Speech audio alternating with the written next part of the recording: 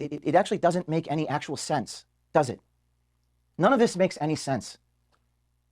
And why is it all happening right now? Those are the questions I have. I don't have answers. You guys are journalists. Maybe you can go find the answers. I don't know. After the series of events, I wrote a letter to the... Oh, they will, man. You have fucked with the wrong... You have fucked with the wrong group of people. Like, if you are getting... Because all these people are going to end up fired, right? And pissed, right? You have fucked with a whole bunch of people that their whole job is to dig up dirt on people.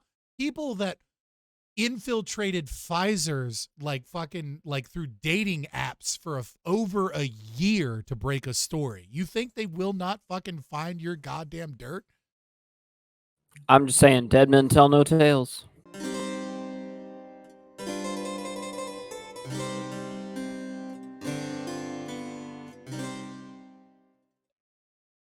All right, so for the main event,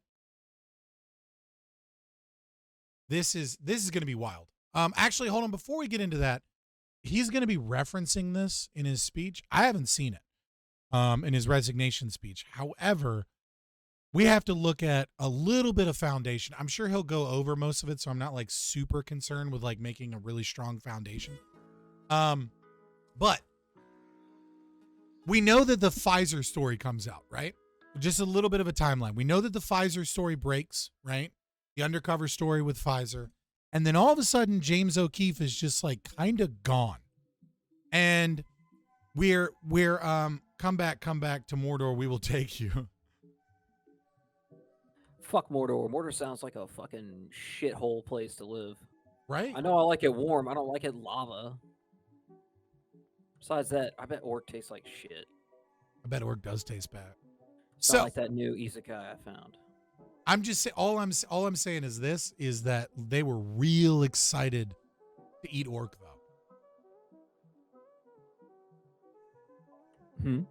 When it was like, looks like meat's back on the menu, boys. Like, they were real excited to eat raw Orc.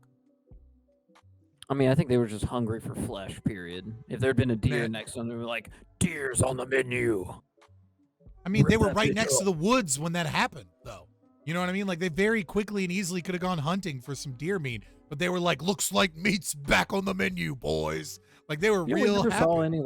We never saw anything like that in Lord of the Rings. We never saw, like, them hunting for a deer or something. Right? That is kind of weird. I guess it's not fair when you've got an elf who just, like, can see the whole forest and is like, and dead. All right, we got meat tonight. You seen the grand jury crackhead last night from Georgia trying Trump? The interviews with her are crazy. I saw one clip of her where she was just like, I wanted to subpoena because, like, I would get to look in his eyes for 60 seconds. And it was like, is this not how'd this person get through the grand jury? Like, what happened here? If you find a link to that shit's funny. I passed on it for content tonight, but it was funny. If you want to put it in chat, I'll show it to you. But anyways, can someone give me some context about this? Yes, sorry. So, Project Veritas, James O'Keefe, all them, right? They break the Pfizer story. And then nobody hears from James Lindsay. And everybody is like, hey, where the fuck is James Lindsay? What's going on? Sorry, James O'Keefe. God damn it. Because we were talking shit on him. James O'Keefe. You're so angry at him. Right. I'm not American. Oh, who is this person?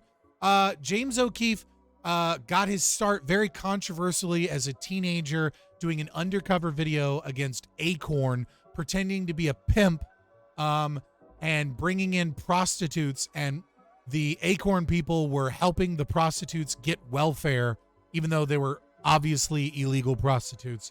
And he selectively edited the videos and made them seem worse than they actually were. Okay?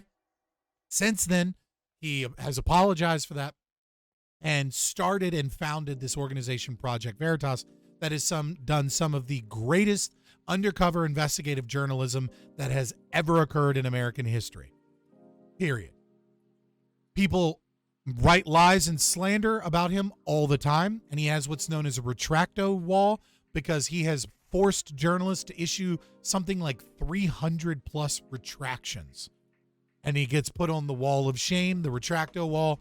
He's great.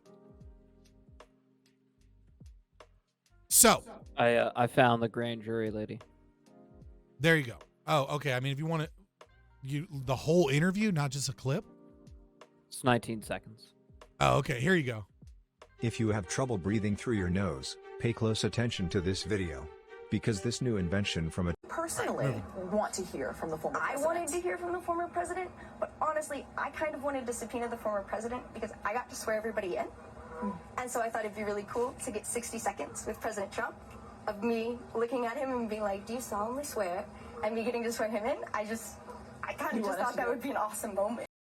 Yeah, it's like, what the fuck is wrong with this lady? Oh man, dude, she is wild. So That is what I like to call So, a walking back red on topic. flag. Right. So back on topic, trying to help out Julipop before Julipop runs away.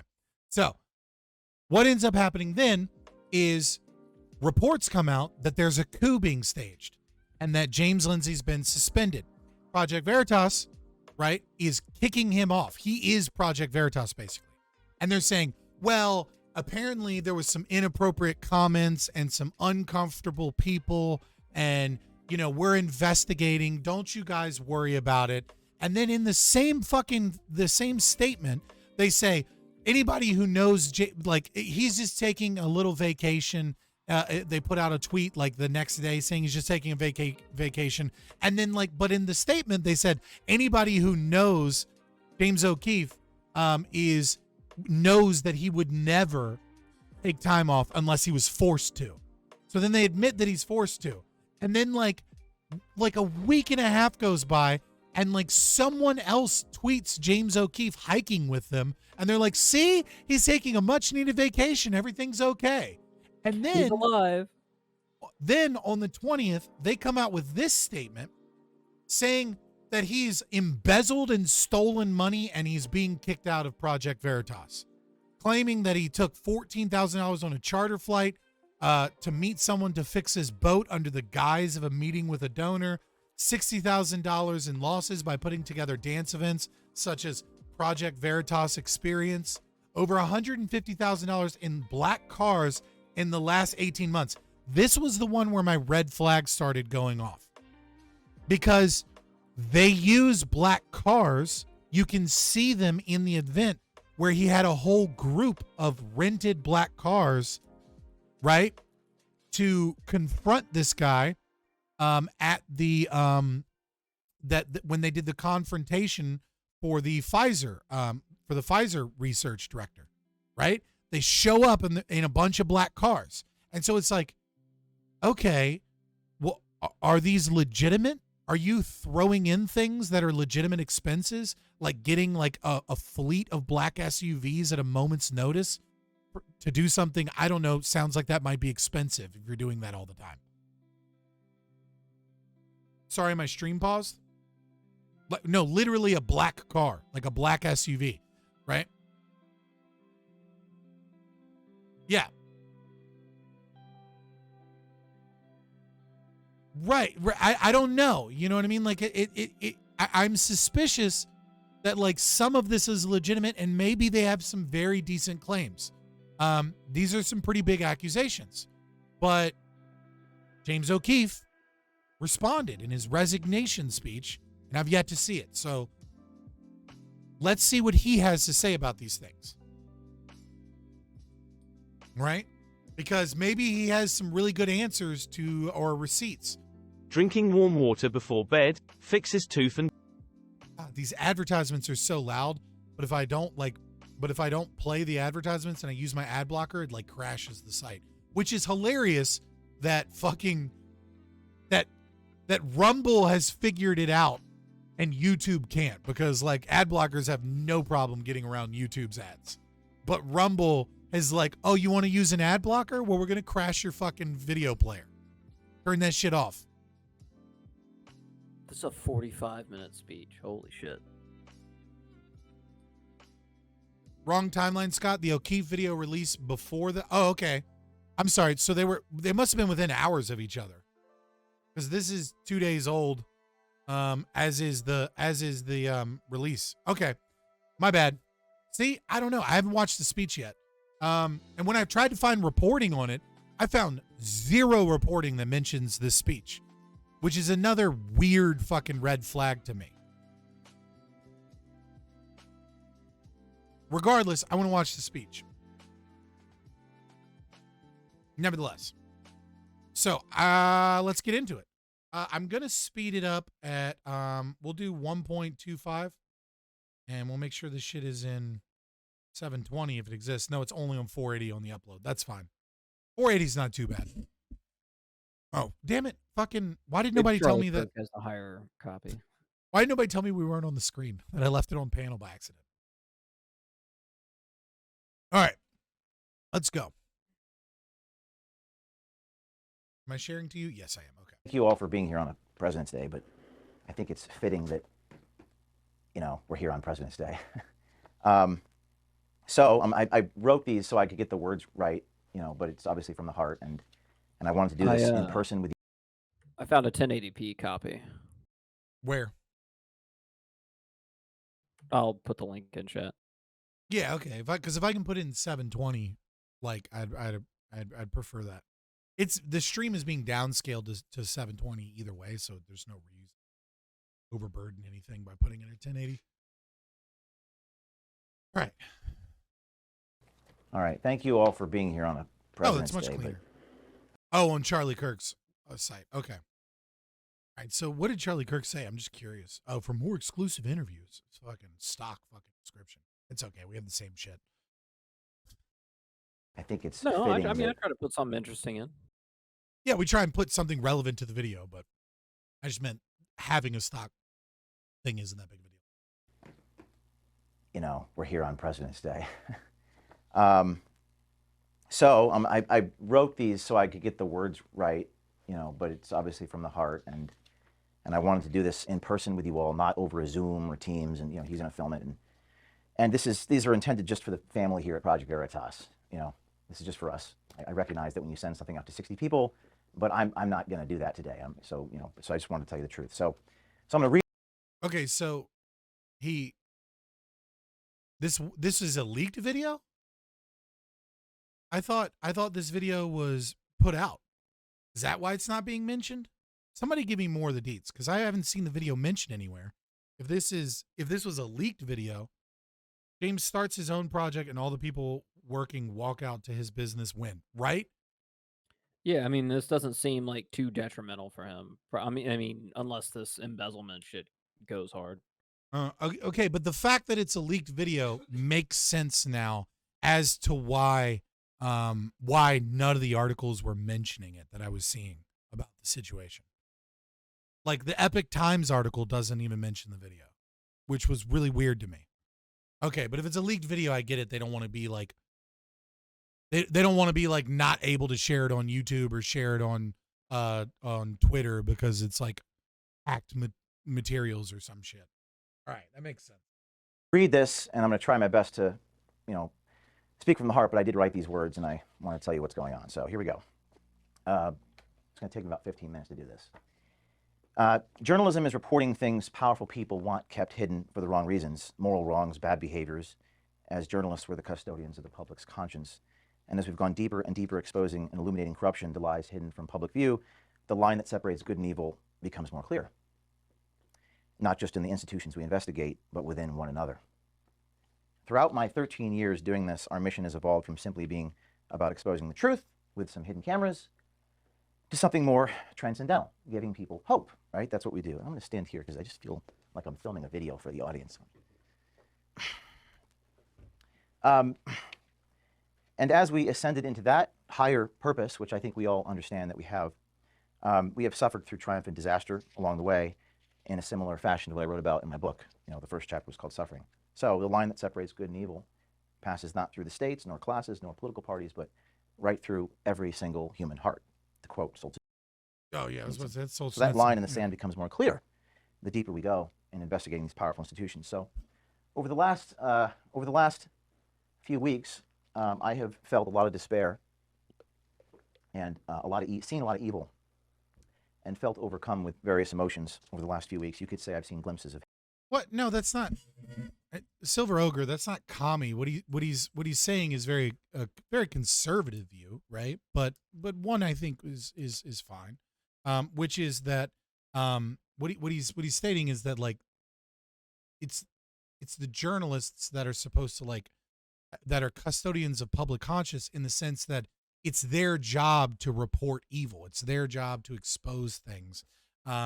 It's their job to you know re- to hold like the speak truth to power. Is this that one that was grabbing interns' dicks, or was that the CPAC guy? I thought that was Don Lemon. Of heaven and hell, of darkness and light. What I take away from these is the gratitude that I have for many of you, for most of you, and there is such goodness in so many of you that I have seen, and I'm grateful for that. And the generosity and goodwill we've steadily built over the past 13 years with so many people. I've received thousands of text messages and phone calls from people all over the world concerned about my well-being. That would be so fucking rough for an introvert working there if they were just getting thousands of text messages like, is he okay?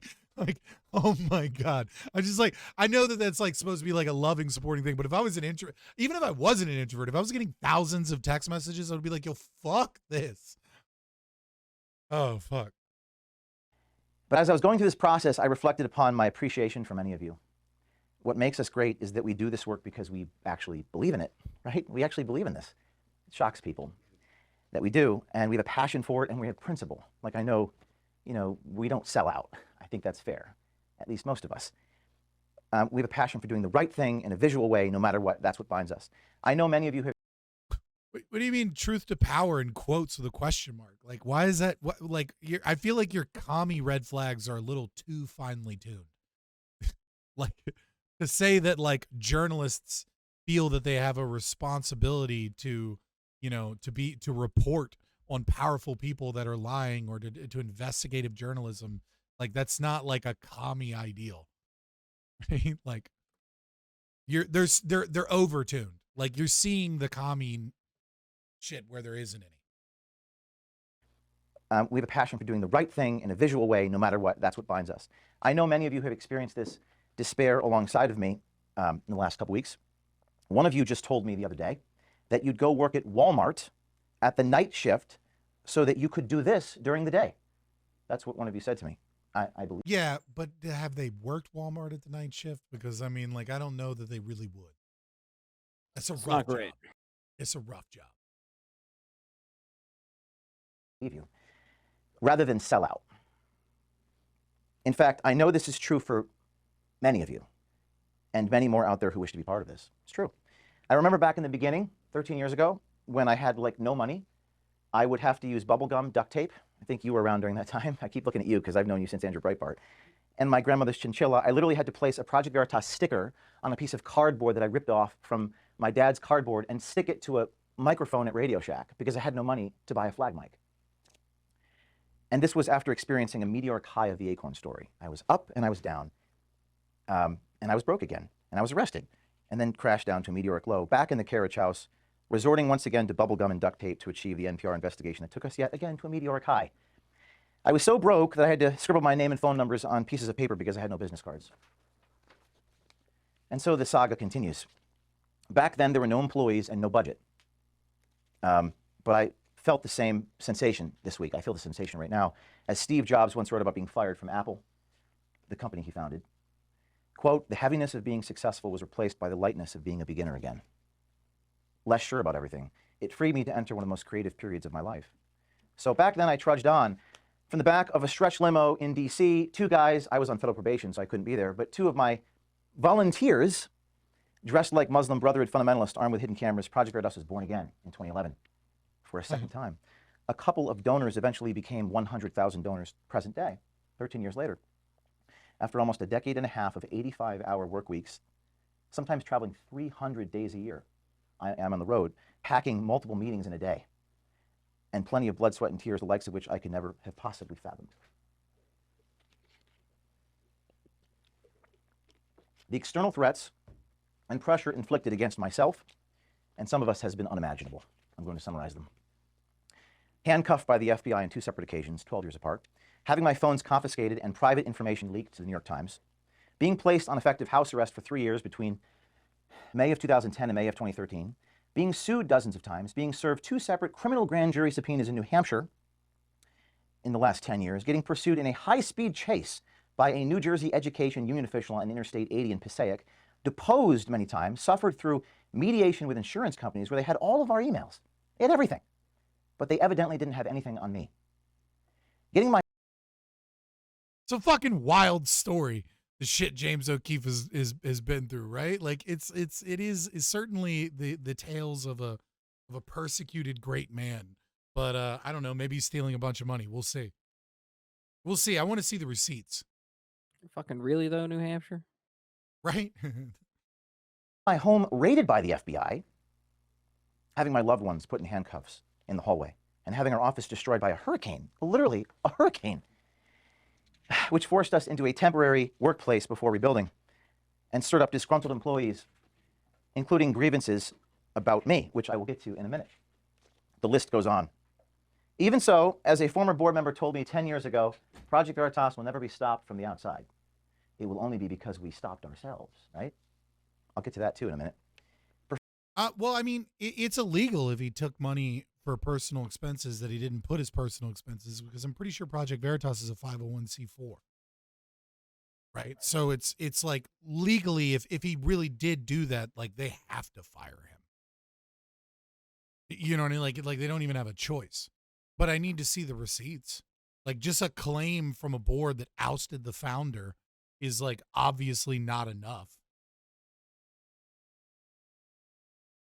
Prophetic as it may be, that is exactly where we find ourselves in the situation today.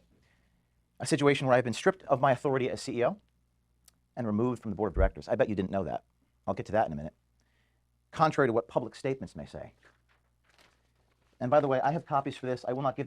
Right. And so, I mean, I'm supposed to trust the word of statements from the board that said everything's fine and that he's just on a vacation whilst, I mean, like where they're just lying.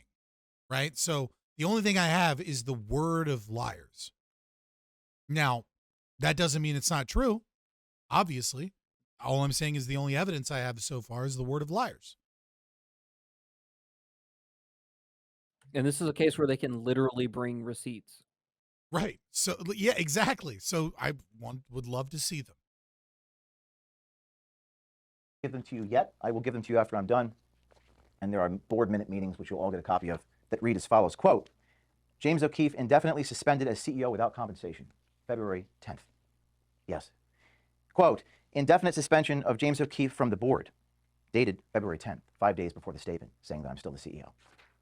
I don't know why this is happening now, or specifically why this is happening suddenly, right now. As you know, at the helm of Veritas, I've never allowed or entertained speculation.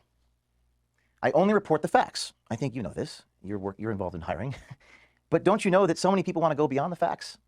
I'm adamant that I'm only going to stick to the facts. So much so that sometimes we don't hire people if they want to pontificate and opine about what's going on in society. And I've had people leave because they don't agree with this vision, okay, of what a journalist ought to do. But fortunately, I have recordings and documents to back up everything I'm about to tell you. So everything I'm about to tell you, I have documentation and proof. So you don't have to say I wasn't there. You can listen to it and watch it for yourself. I mean, it looks like James has receipts. Where's your receipts? He's bringing more receipts than Alex Jones usually does. I'll give him that. Yeah. I mean, well, no. fair, all we've seen is the Alex board. Jones. Alex Jones does have the documents. He just doesn't put the documents up on screen, right? Have you ever seen Alex Jones? You can see that he has an entire table full of the documents. Looks like newspaper clippings, but I get you.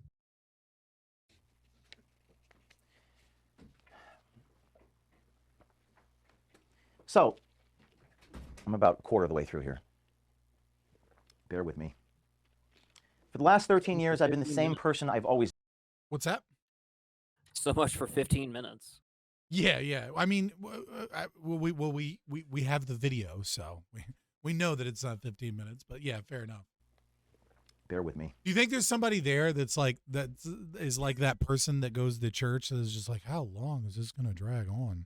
You know what I mean? Like, Me at every place I've ever worked at where someone had to talk to me for more than a minute. you're right. So, I'm about a quarter of the way through here.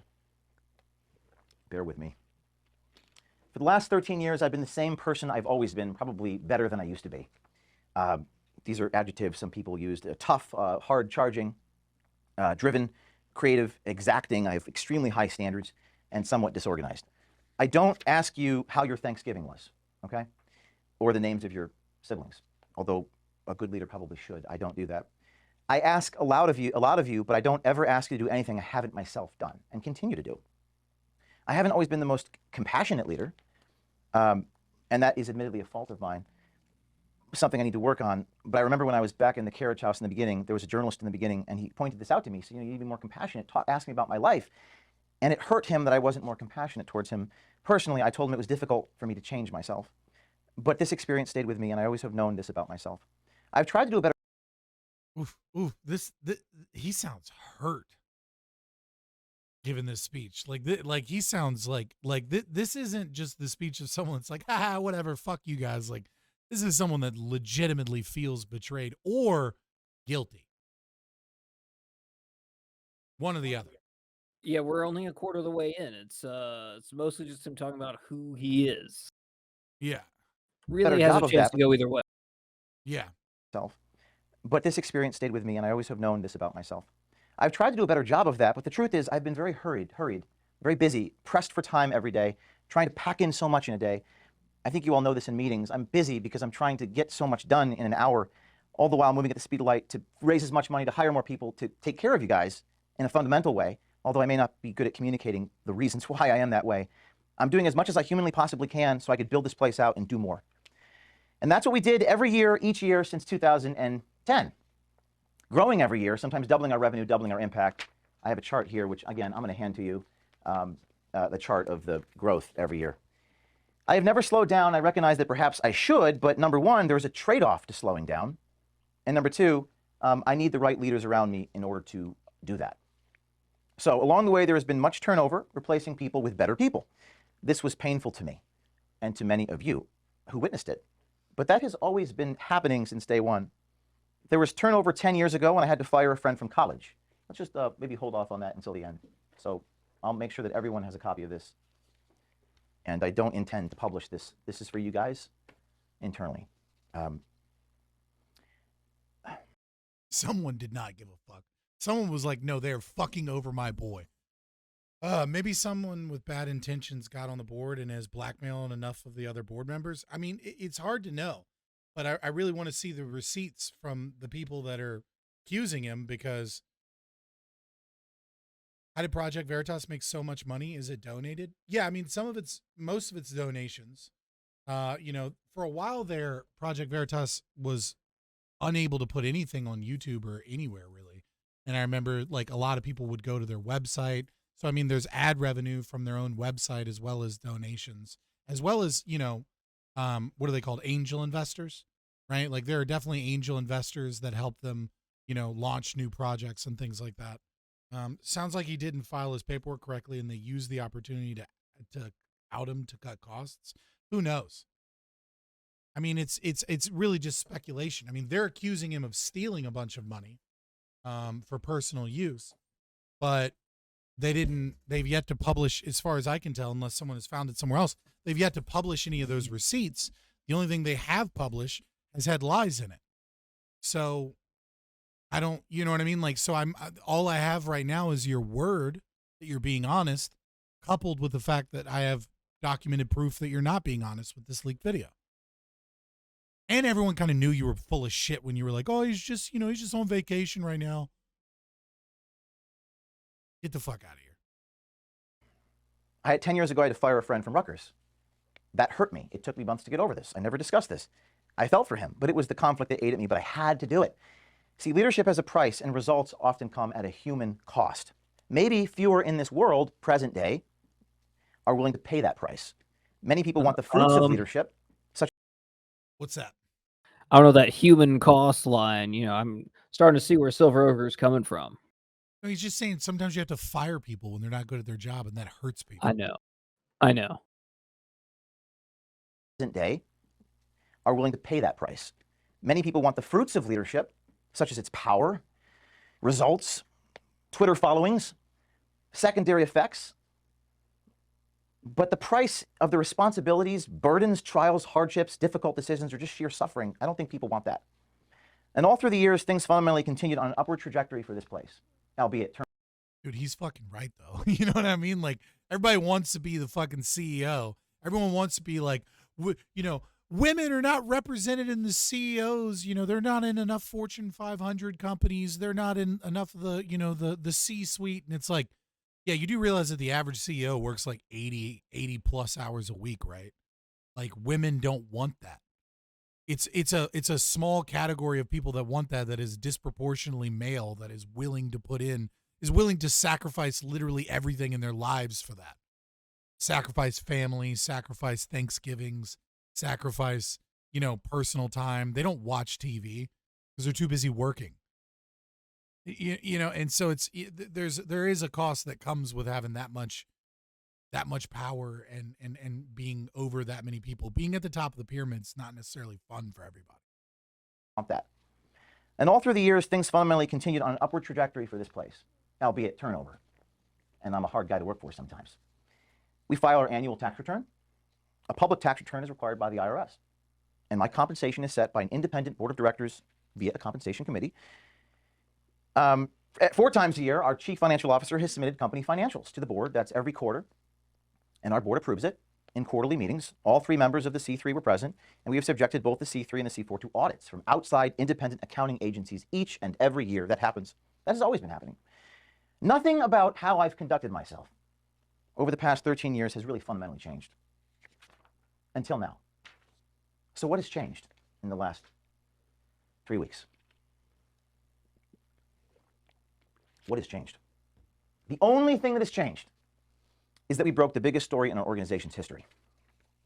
You know that one I'm talking about? Pfizer. The last week of January. With 50.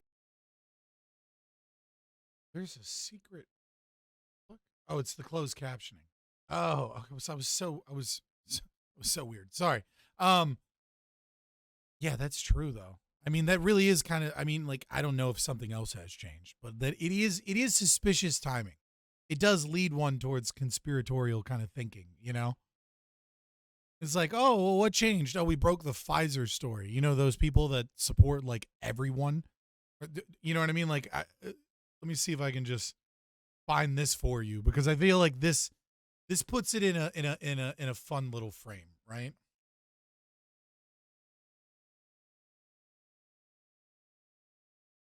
Like, in case anybody's curious about how much power Pfizer brought to you might by have. Pfizer. CBS Health Watch sponsored by Pfizer. Anderson Cooper 360. Brought to you by Pfizer. ABC News Nightline. Brought to you by Pfizer. Making a difference. Brought to you by Pfizer. CNN Tonight. Brought to you by Pfizer. Early Start. Brought to you by Pfizer. Friday night on Aaron Burnett Out Front. Brought to you by Pfizer. This Week with George Stephanopoulos is brought to you by Pfizer. This weather report brought to you by Pfizer. Today's countdown to the royal wedding is brought to you by Pfizer. And now a CBS Sports Update brought to you by Pfizer. Meet the Press Data Download. Brought to you by Pfizer. This portion of CBS This Morning sponsored by Pfizer. On how to find the hidden sugars in the American family diet. Sponsored by Pfizer. This video was not sponsored by Pfizer. And that's just a short clip of the amount of fucking reach that these people have. So, you know, it is a little interesting, is all I'm saying. You know? 50 million views. That like broke the record by like 10x. Our video became a global phenomenon. It was about Pfizer and one of the directors discussing mutating the virus. Our confrontation video, where he locked me in a pizza restaurant with you, and he smashed the equipment and called the police, that became a phenomenon and was riveting television for our audiences glued to their screens. Yeah, we watched it. It was pretty good. I also love that it was the first guy to admit finally that he was like, I was trying to get some pussy. Like, what? I lied. Yes, I lied. Try to split cheeks, man. I don't know what to tell you. Like, I lied. I just wanted to, you know. one of my favorite things that ever happened. It was just really unbelievable. It was like true to be false and seemingly too false to be true, but it was real. If someone else is here, you can let them in. Hello, come on in. Just giving a few remarks to the team here, so you came at the right moment. What an awkward scene to walk into. Right? Like, I guess I'm stuck in on this one. Oh, fuck. I did not. I just wanted this. I just wanted to check if Todd. I left my mug in there. I just wanted to see Todd. I just was checking to see if Todd responded to that email. I did not know this was happening. Just giving a few remarks to the team here, so you came at the right moment. So the only thing that changed were these videos. Outlets in India and China covered the story, and our social media exploded like never before. Our employees and board members' Twitter accounts also exploded like never before. Pfizer even put out a non-denial denial, like you always capture these things, where they basically admitted they were mutating the virus, albeit they buried this admission in jargon. But it was still an admission. And it was extraordinary that Pfizer responded to us with an admission, not denying that this guy was who he was. What an amazing turn of events. That is the only thing that's changed in 13 years of me being who I am. And then suddenly, an unusual emergency happened. Just a Yeah, Grackle. Of course, Pfizer. A lot of these companies spend more money on advertising than they do research and development. few days. Well, that's where all the money comes from. Right. And then suddenly, an unusual emergency happened. Just a few days after that. I think we have one more person here if we could let him in. So suddenly, an unusual, and I'm going to take you through this. I'm going to take you through what happened. Some of you don't know these things. Hello. We're talking about the story we broke, and an unusual emergency happened. On Thursday, February 2nd, that's a few days after the Pfizer story, I was informed by an officer of Project Veritas on the phone while en route to the airport that he would resign unless I stepped down as CEO. We've been having a conflict of visions, him and I, over fundraising. Are they in fundraising here? I guess no one from fundraising is here. There were tactical disagreements about the boldness of approaches soliciting donations. I was told, and I'm paraphrasing, by asking for X dollars right now, you will prevent 10X dollars down the road. That advice ran contrary to everything I knew to be true in my 13 years of fundraising.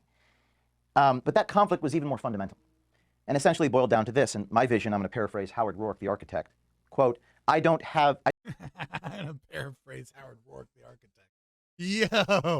I'm fucking, All right. All right. You know, fucking go for it, King. You had my curiosity. Now you have my attention. Yes. Right. All right.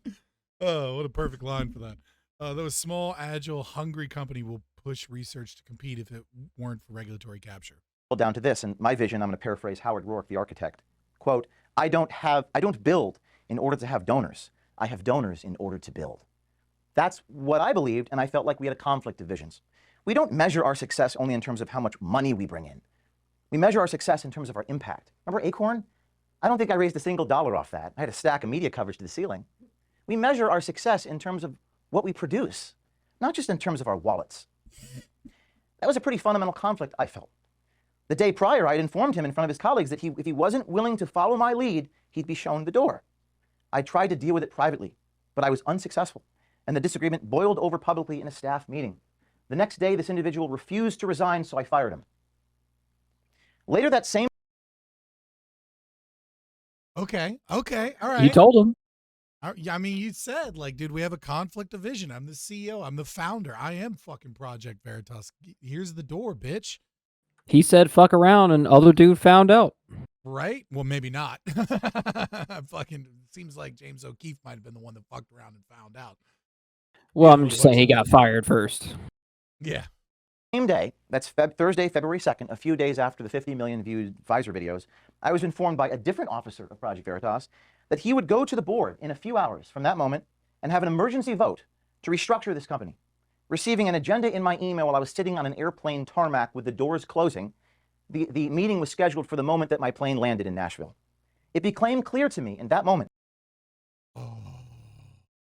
Yeah, this was set up.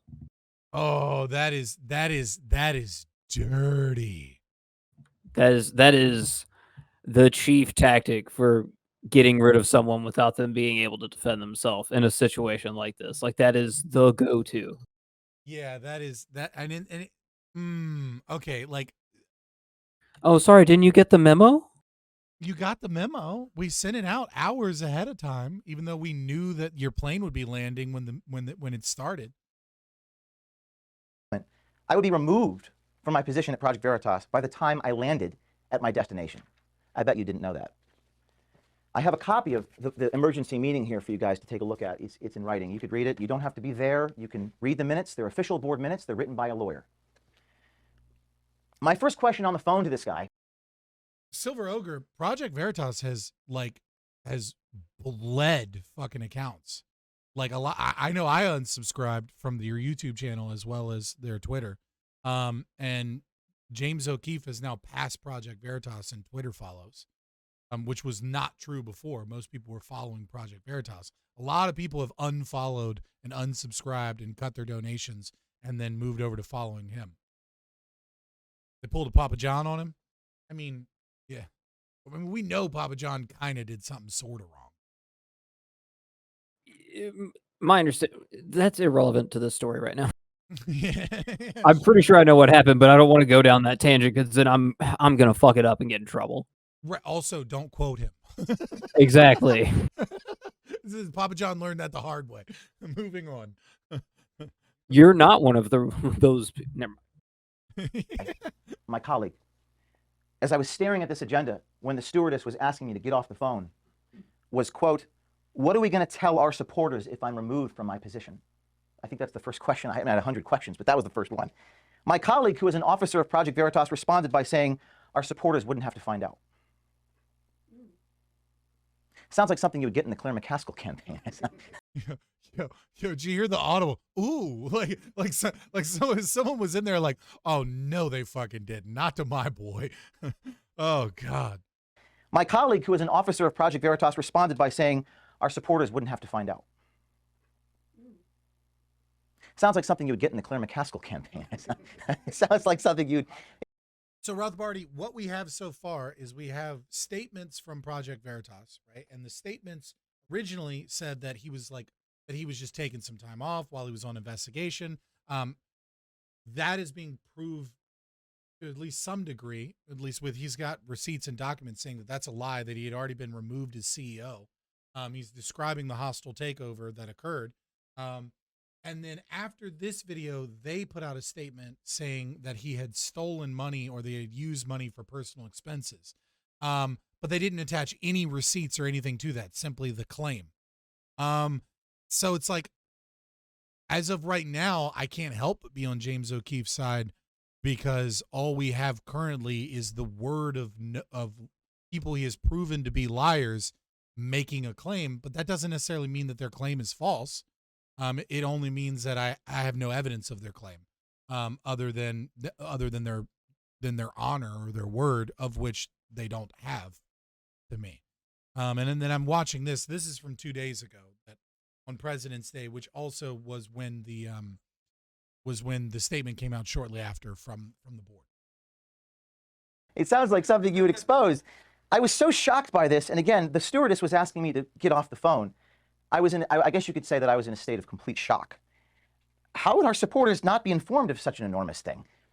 It was a lapse in judgment so severe that it was itself a fireable offense to make a statement like that.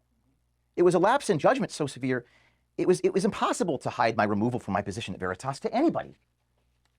As the CEO and chief fundraiser, I have to explain the context of my... I mean, they did for a couple weeks, right? And you didn't say anything, I assume, because your lawyers were telling you not to. At Veritas to anybody. And for the record, this is a leaked video that was supposed to be to staff, but I mean, it's Project Veritas employees. Like, that wasn't going to be a secret video. Right. I mean, it's a fucking organization of people that the main thing they do is find whistleblowers and leaks and make them public. Everyone downloaded this file. Right. You know what I mean? It's like...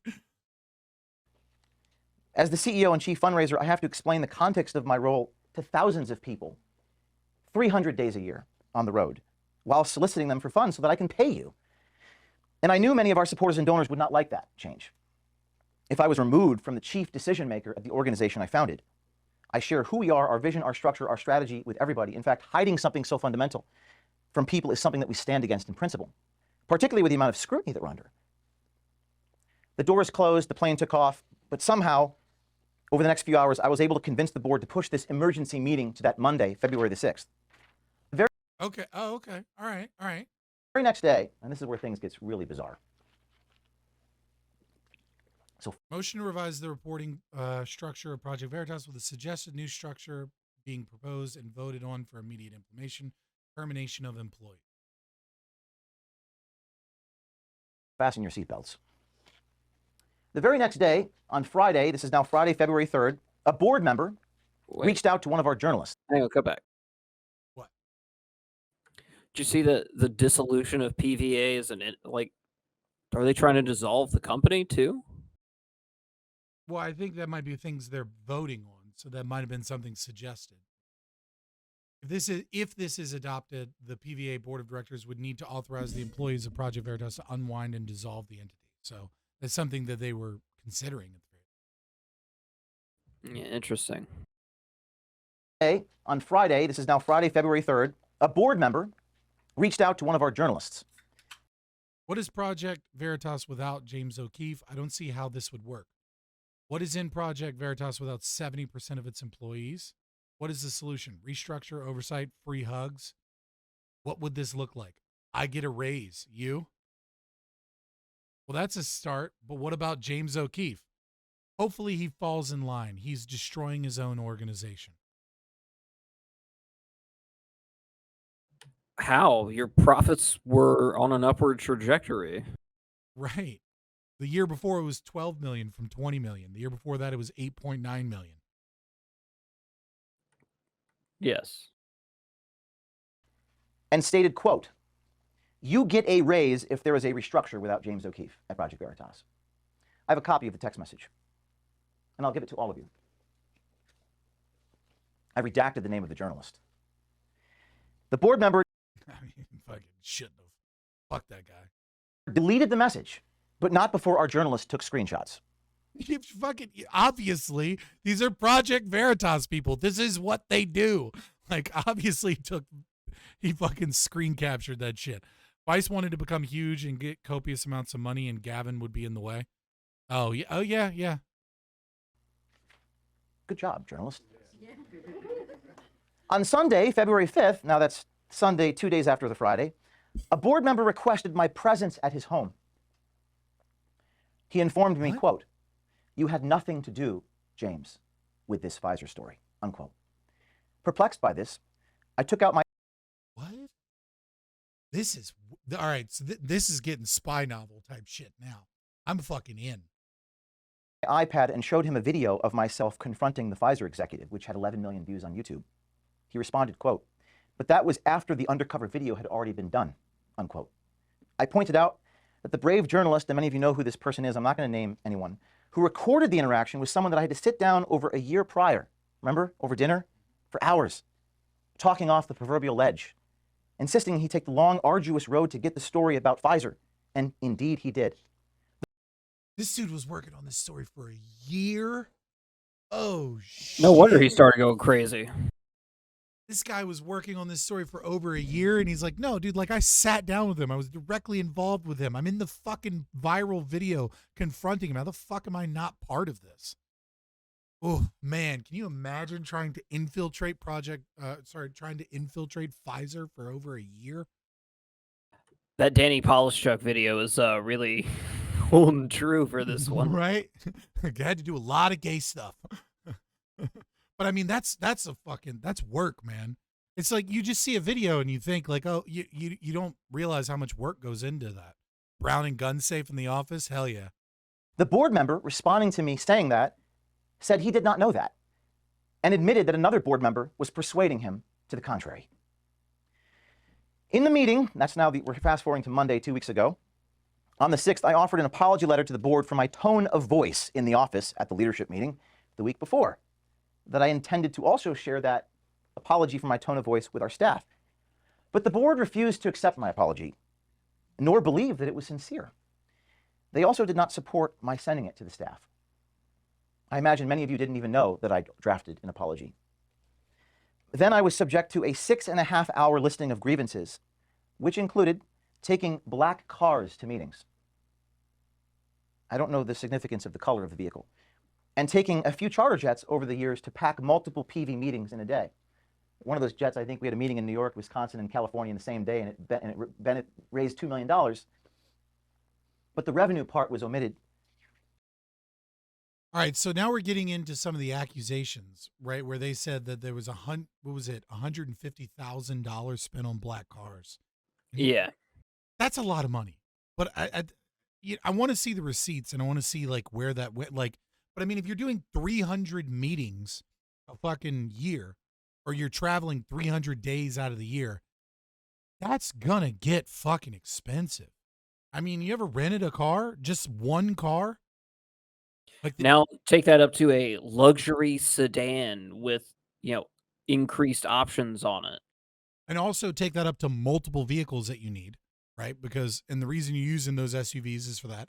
And potentially the idea, $276, this is inexpensive. Yeah, I mean, maybe they could have worked out a better, contract to, to get a deal for buying in bulk. But I mean, you also got to think he's going to need these last minute. He intentionally is using black vehicles and like inconspicuous vehicles, right? For a lot of the things that he's doing. Sometimes it doesn't matter. Sometimes it does matter. We get that it would be cheaper if he just rented clown cars, but I don't think that would be an efficient use of the money. Let me look up something real quick. Let me just.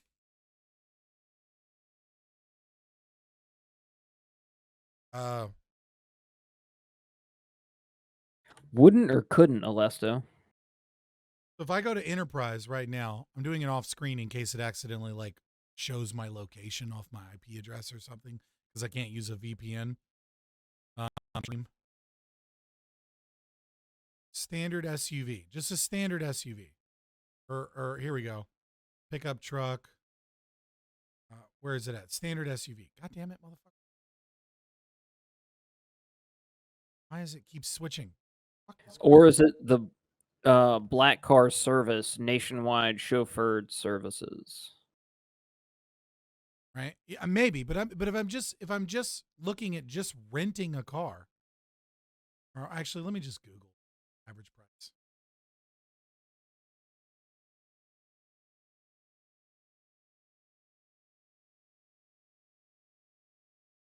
Right?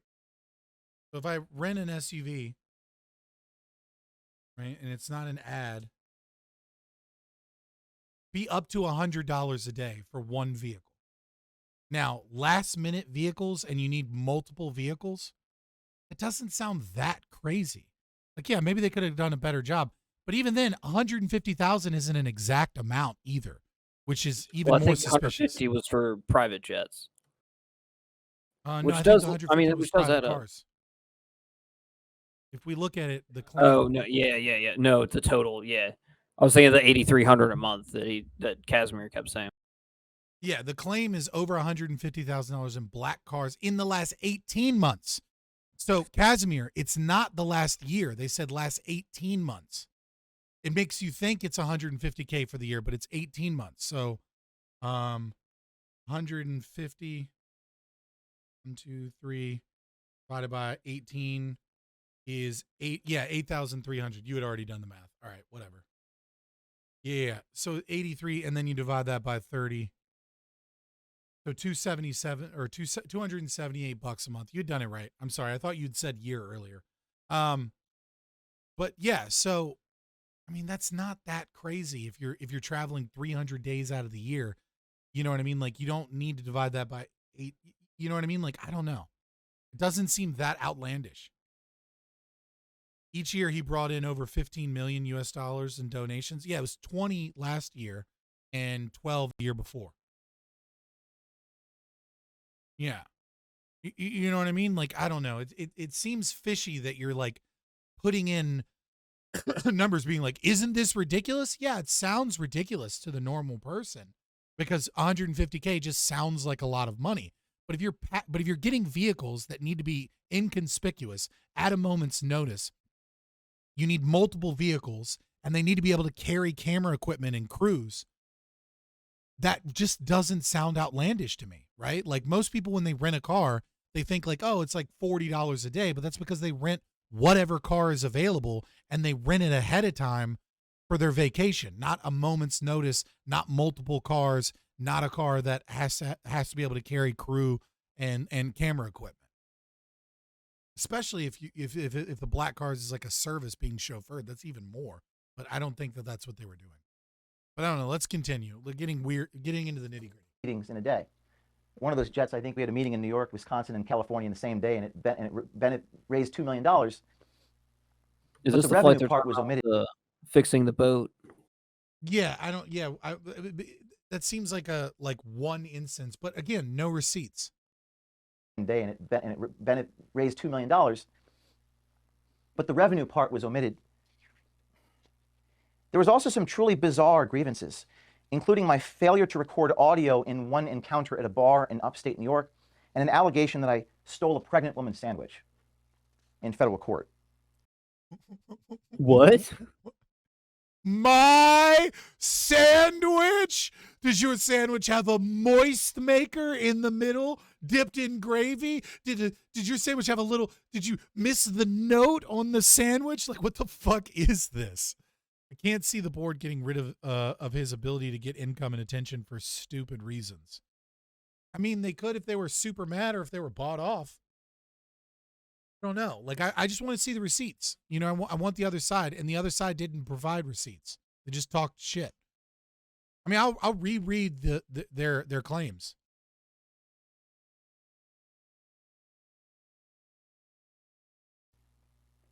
There were also discussions of woman's sandwich in federal court. There were also discussions from a few staffers with donors in the boardroom. Donors were listening to some of this, and some of these were sent directly to donors without my consent. Donors who have no knowledge of my personal life and have no business asking questions about my personal life, about girls I've dated in the past. A fundraising colleague relayed, and again, this is going to start getting really strange, but this board meeting was video recorded. We'll get to that in a minute. A fundraising staffer relayed, quote, concerns about my behaviors regarding videos where I, quote, literally chased a Twitter executive around New York. By acclamation from all of you. That's what he does. What? Isn't that what he does? Like, yeah, it's been a pretty prominent part of his shtick. Right? Seems like they were betting he wouldn't be willing to sue the organization he built into oblivion out of sentiment, and they lost the bet. Yeah. In 2022, that video about the Twitter chase was one of the most successful videos.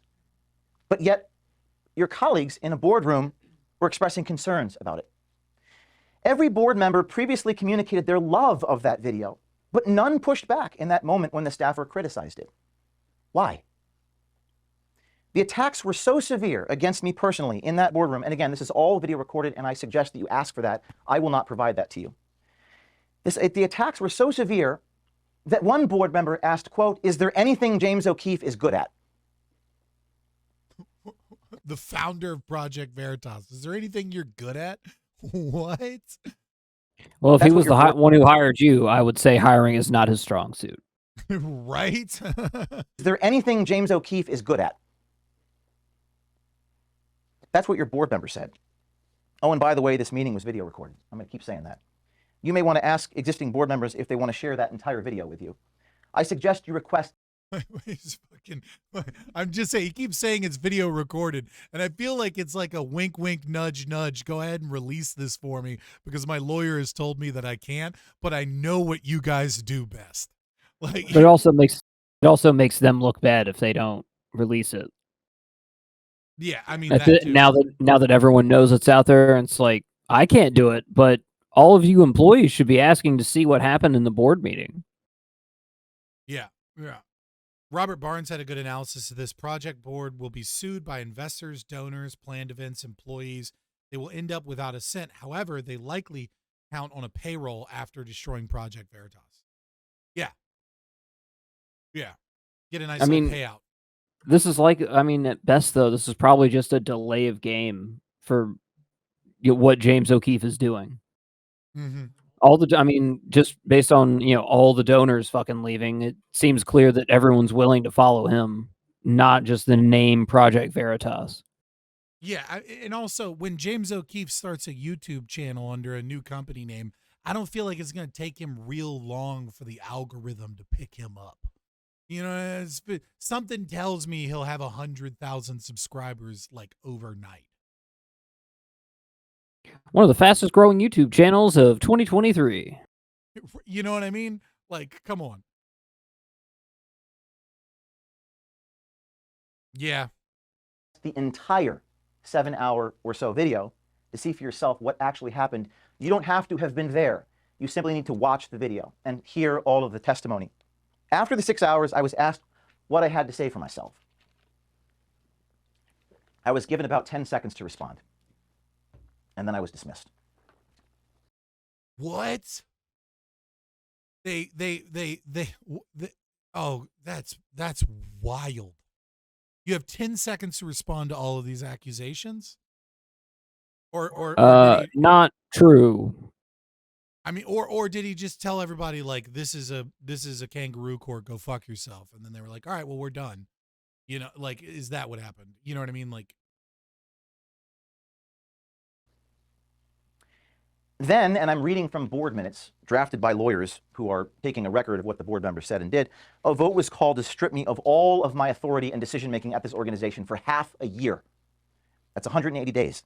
Again, it's in the board minutes. You'll have a copy of it. It says, quote, yeah, oh, he's reading it. So the CEO's ability to make these decisions suspended for 180 days with such power transferred to the executive director. The executive director reports to the board. The CEO is placed on leave for 2 weeks, and the CEO's access to donors is restricted. So I can't talk to donors. I can't raise money. Let's see. I mean, not that you would want to right now, but yeah, fair enough. Okay. My first question before I was dismissed, I asked how the remaining team will manage the company and what the plan was. That's something you had mentioned. What's the plan? But they didn't provide one. It was clear they didn't actually have one. And then I was dismissed. So? I mean, unless, of course, Casimir was saying, like Robert Barnes said, unless, of course, the plan is not like a vision for Project Veritas. He even shows that, like, one of the things they were talking about was dissolving the company, right? One of the things that they were potentially voting on in the February 3rd one, was it February 3rd or February 2nd meeting? That was then postponed to that Monday, February 6th. So, yeah, just tank the company seems to be the plan. They don't have a plan for Project Veritas going forward, and they know that this will nuke the company. It seems like the plan is get a payout, destroy Project Veritas. I mean, they have to be aware of what the consequences of this would be, right? And if they are and they have no plan moving forward, I must assume that's what the plan is to destroy Project Veritas as a company and walk away with a little piggy bank. Yeah, I would love to know what their sale price was. Right? I went off the grid as required. Right. Is someone getting blackmailed? Fuck fine now. Or were they just bought off? It the amount it takes to buy someone off usually is shockingly low. Yeah, right. Like anytime you think you really need to shoot high when you're asking someone to do something, shoot low. You'll be surprised at how often people are like, yeah, I'll do that then.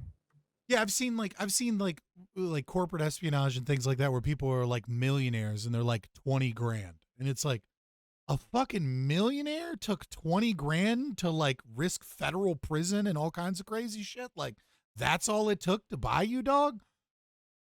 But just do it to people in your life when you ask for like a favor and like, yeah, I'll get you some food, instead of being like, yeah, we'll go to fucking Five Guys. Be like, how would you feel about some Wendy's? A lot of people got blue shirts, man. You can hang in there. Still get out of this. Still get out of this. It's very suspect that this is right after the executive of Pfizer gets called out and taped. Well,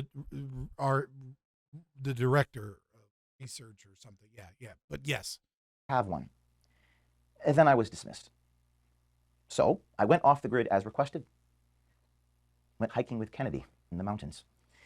Within a few days of going off the grid, I started receiving missed calls. And then they took a photo from Kennedy's Twitter, right?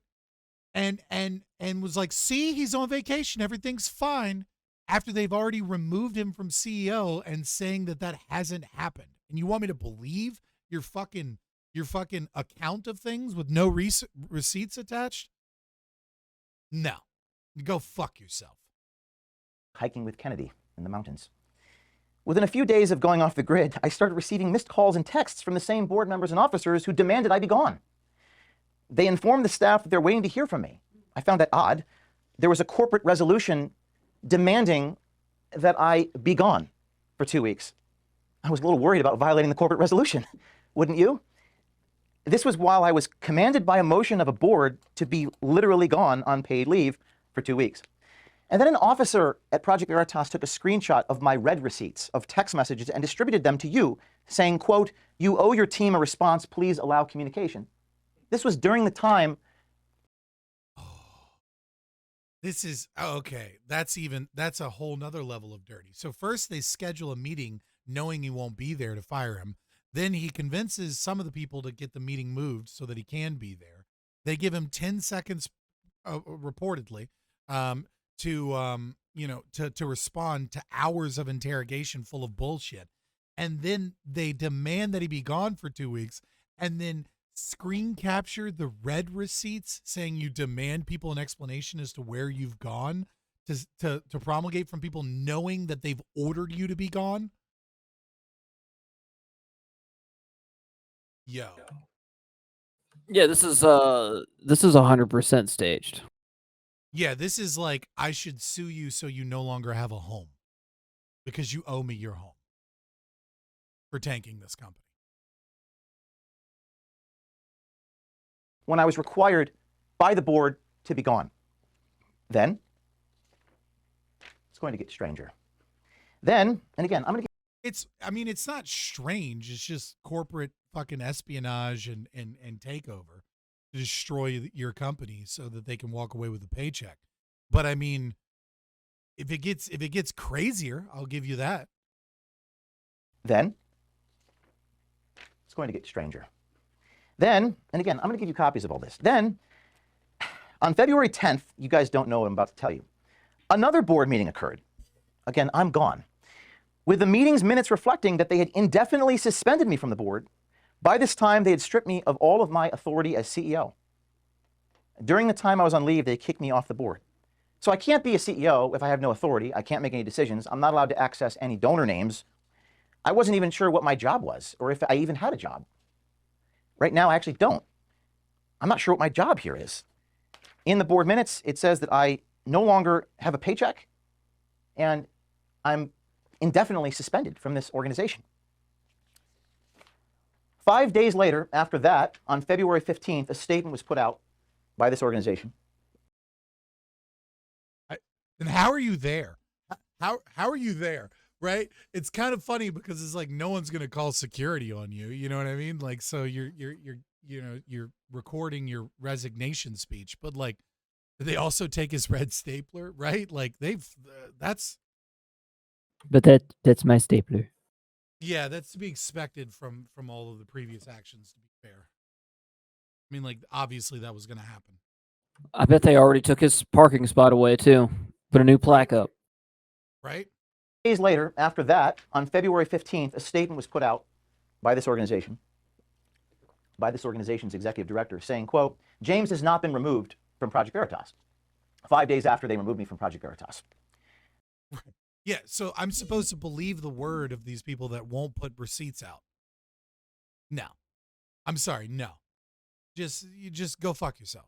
Like, I don't believe you. I have 0 ounce of trust for you. James is the hardest working person I've ever met. Those who know him know he will not take time off unless forced to. Absent from the statement was the actions of the board to remove me from the board and remove me as CEO. I don't know why they omitted that part. Later on the... Yeah, you do. They're a fucking bunch of lying ass snakes. Snakes in the grass. 15th, the same day, while hiking with... Better cut that shit. Yeah, you're right. I don't know why they omitted that part. Later on the 15th, the same day, while hiking with Kennedy, Peavy put a statement by quote tweeting a picture of me with him, saying, "There is nothing better than enjoying a well-deserved vacation." That Yeah, after they've already removed him as CEO and done all of this shisty shit, this is what they put out. Yo. tweet failed to mention that by then I had been removed from the board and indefinitely suspended as CEO. Why didn't they put that part in? This is where things get really messed up. And his paycheck. You know what I mean? So it wasn't like he was maintained as an employee of some kind. He was in all ways but literally fired. Yeah. A few days later, an officer sent an email to the board with bizarre hyperbole and innuendo about certain expenses related to our business needs. These included, and you can't make this up, that Project Veritas paid for James O'Keefe's down payment of his wedding. I got a chuckle out of this. I'm not married. I've never. No, hold on. Is that one of the things that's in their statement? Hold on. Hold on. Hold on. Is that one of the things that was in their final statement? Oh no. Okay. Okay. It doesn't look. Okay. No. I'm just curious. Oh, so they're just like in their internal communications, they're just making up shit, looking for fucking funds that he must have stolen. As somebody is saying that reimbursement of wedding down payment to James O'Keefe. I'm not married. Oh shit. I got a chuckle out of this. I'm not married. I've never been married. I do hope to get married one day. In fact, I got married to you in Oklahoma. But that was pretend. That was fun. Everyone enjoyed it. We rented a charter bus. We all went down. Everyone enjoyed that musical, or at least I thought. I'm not married, but the truth of the expense, the $12,000, was that it was a payment for our annual Project Veritas Christmas party. Remember that? Where you guys were there? Some of you brought your spouses? The officer lied by omission, excluding the purpose of paying the $12,000 for the wedding venue. It looked like Oh, so it was a wedding venue that was bought out for a Christmas party within the organization. Like, yeah. You guys were there. Now I don't see a problem with this. Yeah. Project Veritas was reimbursing me for a wedding venue. Why would the officer lie like that? There were also, again, bizarre complaints, and this is where you come in, Asha, about taking too many trips to too many meetings. Why did you blur her face if you were just going to say her name? Right. Well, supposedly Let me this see. isn't meant to be released. So Fair enough. So whoever leaked this is blurring their face, but didn't catch or remember maybe that was their name was said. Why is the staff laughing and relaxed around this unbearable monster and an employer? Right? Oof. Oof. Asha, about taking too many trips to too many meetings over the course of a year. I think there were like 305 cars I had taken to meetings and donors and journalism assignments, including all. Oh, spent on hold on, let me move this. Assuming Uber was used as an alternative with no waiting time, I estimate that cost to be approximately $15,000, $50 ride. The net would be $140K. So they're saying that there was 305 trips. They looked at it on Uber, and that if this had been Uber, that it would have been $140K that he stole in some way. What? It looks like, I mean, was he using Uber, or was he using or was he renting cars?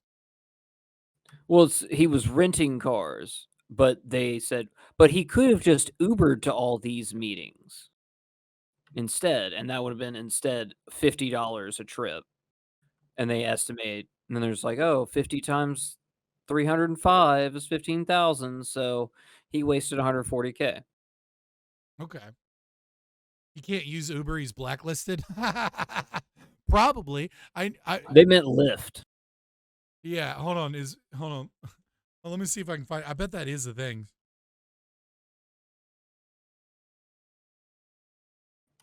I wouldn't know.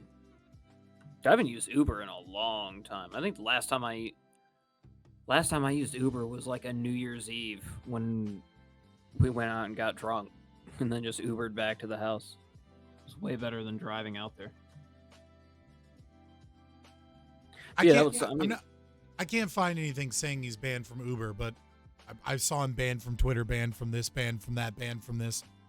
He's banned from buying firearms at one point. Like, he's banned from a lot of shit, so it wouldn't surprise me if he was banned from using Uber. Too many trips. End up on a no-fly list. So again, bizarre complaints, and this is where you come in, Asha, about taking too many trips to too many meetings over the course of a year. I think there were like 305 cars I had taken to meetings and donors and journalism assignments, including all the, quote, black cars taken from airports to various meetings. I have a copy of that, so you don't have to take my word for it. The officer stated to the board, this is on February 3rd. Right, yeah, so if he's on a trip, right, and he's getting a ride from an airport, like they're treating it like it's one Uber trip. But like if he's on a trip, he's driving around all day. He's either renting a car, but if he was going to take Uber, you cannot use Uber to take a ride to and from the airport and all around meeting a bunch of people and doing your investigative work. You can't do your investigative work on a lot of that, right? But like that would be way more than $50 if you were Ubering the whole time. Closest I could find is that Laura Loomer, who used to work at Project Veritas, is banned from Uber. Yeah, they're just making up bullshit when it comes to at least the 15,000 portion. 13th this week, that we should do things such as, quote, reschedule meetings. And the IRS would prefer Zoom meetings over in-person meetings. I'm going to let that sink in for a minute.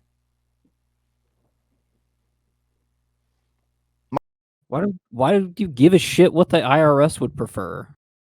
Right? What a weird accountant answer. Like, hey, what's some weird technical thing we could get this on? Like, I don't know. I guess the IRS like would tax us less if he just zoomed everywhere instead of actually traveling. Climate change ESG score. I was like, oh, it's some weird climate change shit. My lawyers got a real laugh out of that one over the last couple of days. And again, I have a copy of these. You can read them for yourselves.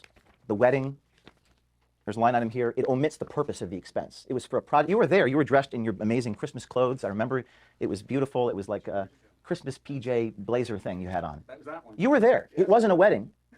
It wasn't a wedding. Thanks for bringing the outfit. It was a great outfit. I remember. That was what I remember from that. And we sang "Oh, a Beautiful Morning," but it wasn't. I didn't get married. It was a Project Veritas Christmas party.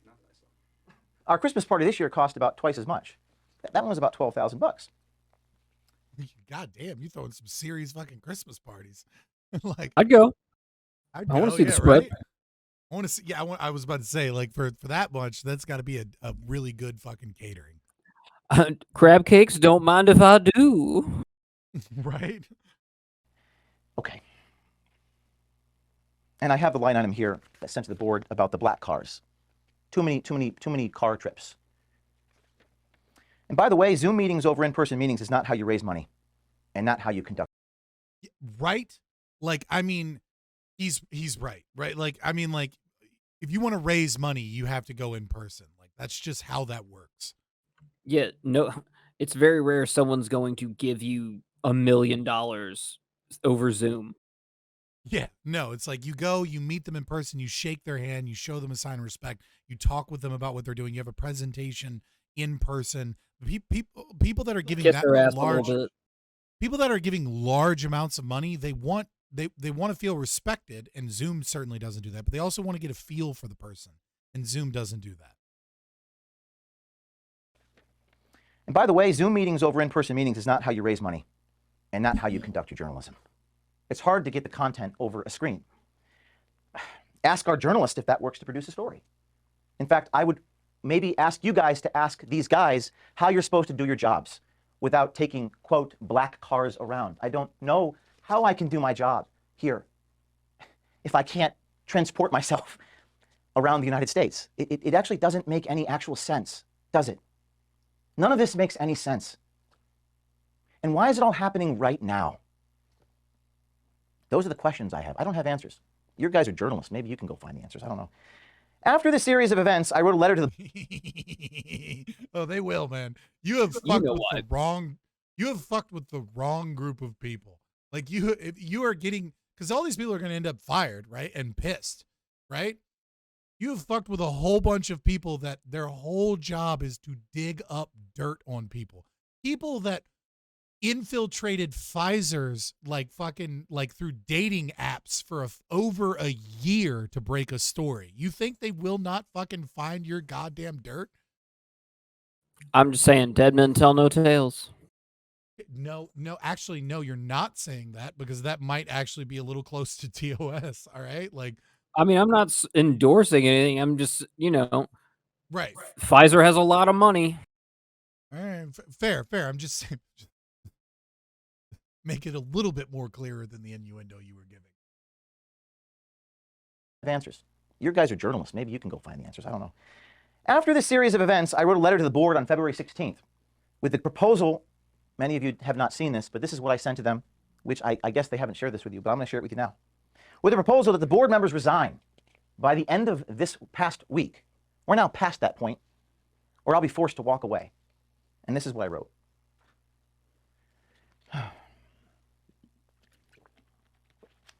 Dear board, and I'm not going to provide the whole thing, but I'll provide the meat and potatoes. Over the last 2 weeks, I've carefully followed the board's directive to take a vacation and avoid contacting donors. Of course, donors called me. My phone was being lit up with thousands of phone calls. One donor even, I posted a video. She was upset about how she was portrayed in the grievances. Remmers was her name. She posted a video saying the grievance was a total lie. My understanding is one of the officers of this organization responded to that by calling the donor a liar. The officer wasn't there.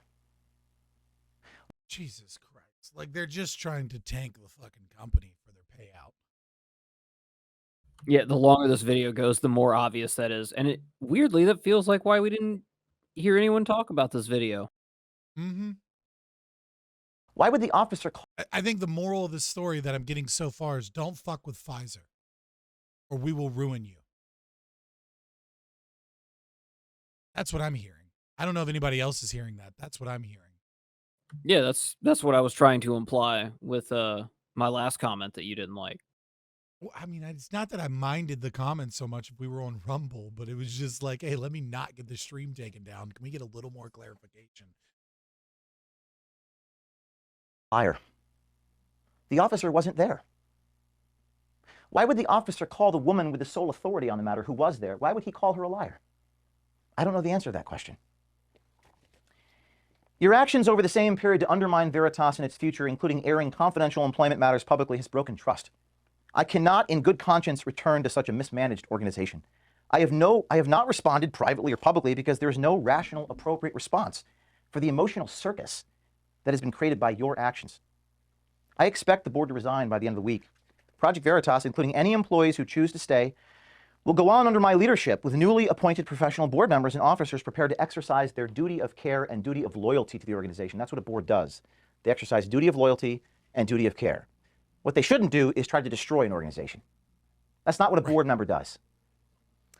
I will return to work on Monday, that's today. Yeah, the problem is if you stay sole owner, like, I mean, I'm not a tax expert or anything, right? But like, there's like you're inviting massive amounts of taxes if you maintain like a private company that you have sole ownership of, right? Like, and likely litigation. Yeah, like this is. Yeah, and then of course there's that too, right? Like if you stay a private company as opposed to a nonprofit or a publicly traded company, then you yourself, your own home, your own assets are liable in lawsuits. Right? I understand what you're saying, Silver Ogre, but this is the way that, it's just the unfortunate reality of our tax code, criminal justice system. Kind of forces you into these positions if you want to be able to adequately get money and run this business. And work with the remaining team to go forward with our mission.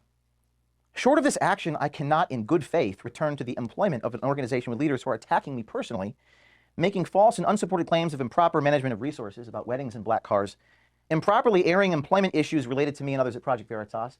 I did not leak that document, and I would swear to it under oath. But it probably wasn't the best idea to march employees into a boardroom.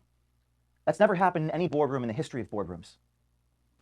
And that's one of the reasons why our donors are so upset. That doesn't happen. Ruining our reputation in front of supporters and donors and leaking confidential information and fabricating stories. One of our ethical rules is we don't lie to our audience. I've never lied to our audience in 13 years. But I was stripped of all decision making last week. And you guys put out a statement lying to your audience. And there's nothing I could do about it because I was stripped of all my decision making. I was removed from CEO. I was asked to be gone until the 20th. It is now the 20th. Ooh. That's a bold claim. One of the things I hear often when I bring up like Project Veritas on like debate panels and stuff is that they're like, oh, well, these guys are liars. And then every single time someone tells me that, I say, okay, well, then prove it. Right? They have over 300 retractions. They've never been successfully sued for defamation in their entire existence.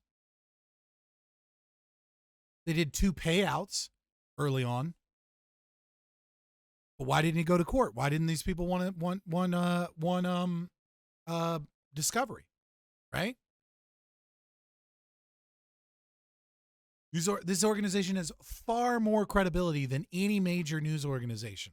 And to you conservatives, even Fox News, yes. Far more credibility. Not now. I was asked to be gone until the 20th. It is now the 20th. I asked the board to resign for the conduct, and they did not. So currently, I have no job at Project Veritas. I have no position here based upon what the board has done. So I'm announcing to you all that today on President's Day, I'm packing up my personal belongings here. I don't really have much in this room that belongs to me. I guess a painting, a diploma, some personal things. It won't fill much. Maybe it'll fill my Kia. I'm packing up my personal, I'm starting to get emotional, from headquarters, and I'm intending to start anew.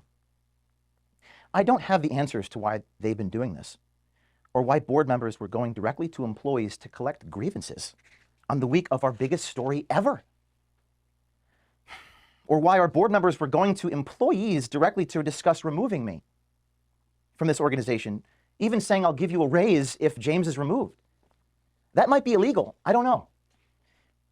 It might be illegal. I don't know. Fuck, man. Like this is, don't fuck with Pfizer. I don't know what else to say. But why would they do it the week of our biggest story ever? But I'm confident that those reasons and motivations will come to light. To borrow an old expression, the public has a right to know what has happened here and why there was a concerted effort to remove me from the organization I founded the same week of our biggest story ever had. Almost done. This is very difficult. And I'm filming this for the staff. Sorry you couldn't be physically here. This is for internal distribution.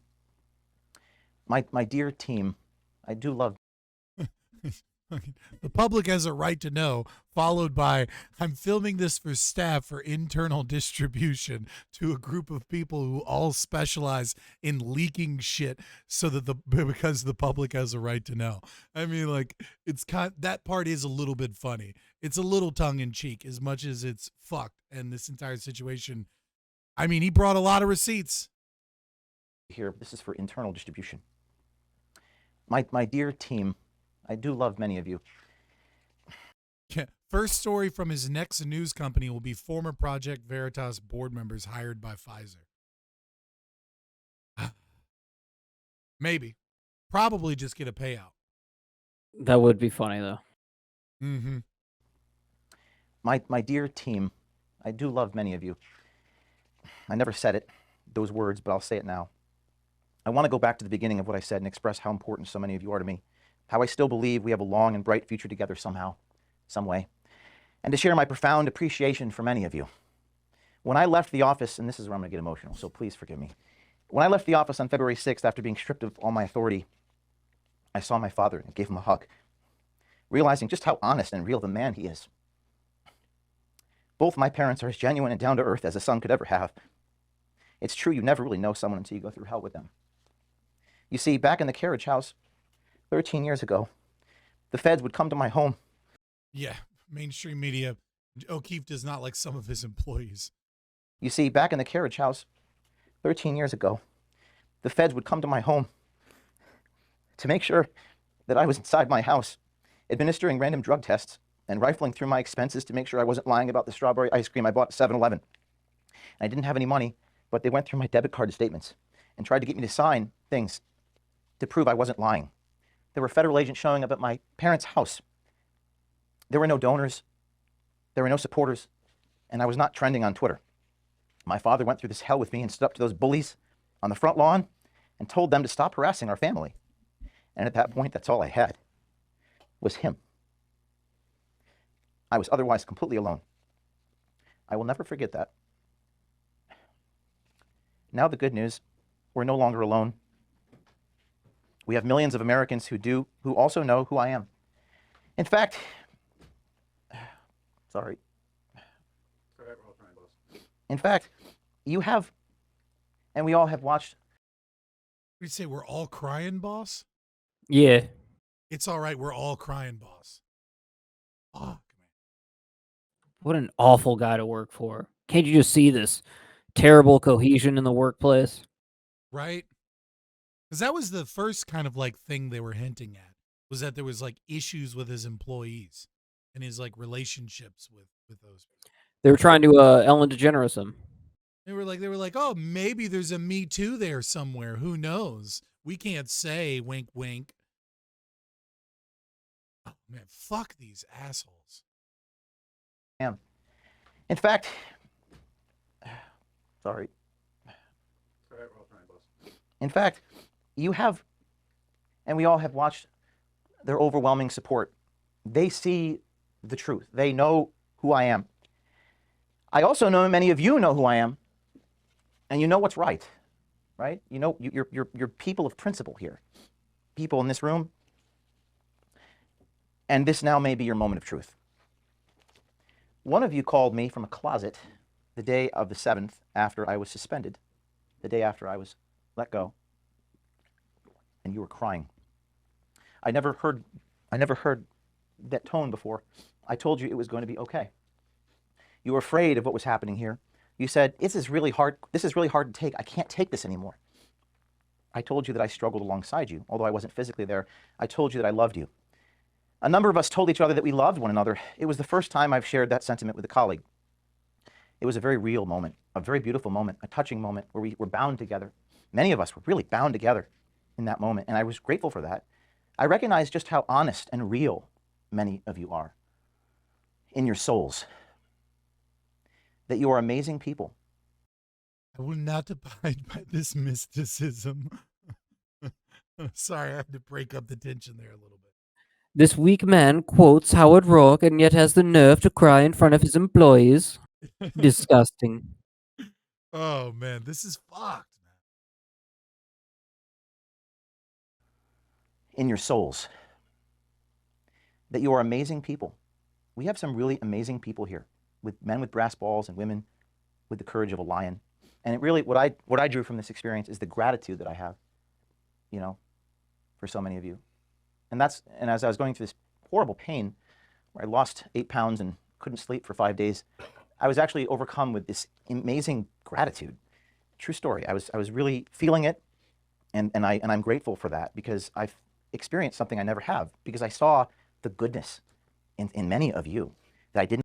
When someone says true story, I think they're full of shit, unless James O'Keefe says it. You know, like James O'Keefe is the only person that I will give a pass to, and they're like, true story.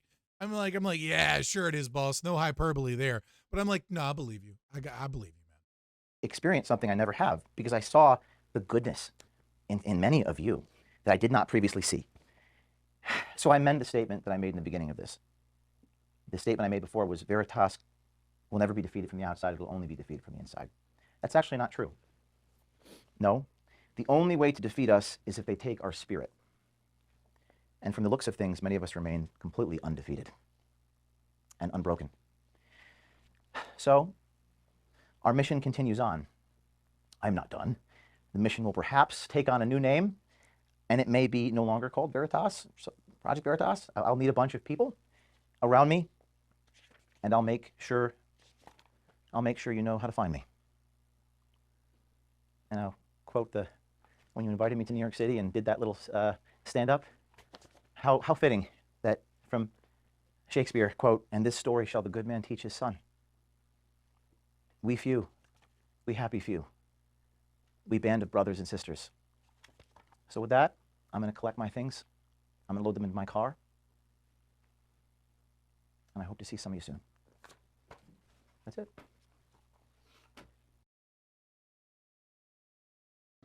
Ooh. Do not fuck with Pfizer. Mr. Fister is at it again. Yeah, I mean, yes, I mean, solid indie. I mean, he's been doing it for a while. Black car, star. Throw it in my black car. It would have been funny. It would have been funny if he said black car. Yeah, no, that is insane. I don't know. I don't think it's that crazy. I'm surprised something like this hadn't happened sooner, to be honest. Yeah, but they finally got the scoop that really pissed off the wrong people. And that's, that's the dangers of playing this game. Yeah. But he's, like he said, he's not done. There still seems to be a fire there, so I'm not really that concerned about this, other than, just judging these craven, worthless board members he unfortunately was stuck with. Yeah, it's like I want to move on to the next story, but it's so fucking that was such an emotional moment of just betrayal and espionage and lying and emotion from a great man. I don't know, that video kind of has me. I hate to say it because I always want to see the evidence, right? But that is a fucking compelling story with receipts showing just how much sneaky bullshit they did. That even if they bring receipts, I'm gonna be. I almost feel like I'm gonna be I need more evidence.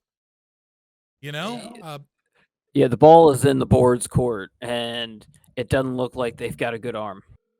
Yeah, and they did respond, but the response was just utter fucking bullshit. I mean, it was such a weak response. I mean, where is it? Fucking James O'Keefe, yeah, Black Star. James O'Keefe needs to put out a statement that says he is not depressed. Right. He is more convicted than ever, and he is pushing forward despite these adversities, and he is not going anywhere. Yeah. Like right off the bat, today James O'Keefe decided to remove his. Zoom in a little bit. Oh yeah, sorry. Well, if I zoom in too much, well, I guess I can keep it in the top half.